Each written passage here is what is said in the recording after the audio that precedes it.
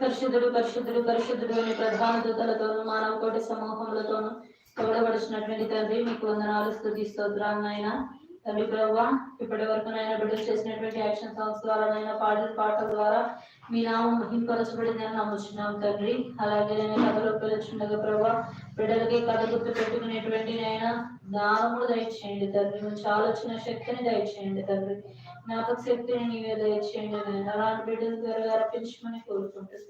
నా ఇచ్చిన ప్రార్థన మీ పాదాల చెందలు చేర్చుకోమని నా ప్రియుడు నా ప్రియరక్షకుడైన యేసుక్రీస్తు వారి పరిశుద్ధ నామములో ప్రార్థన చేసి అడిగి వేడుకొని చూపొంది ఉన్నాము తండ్రి.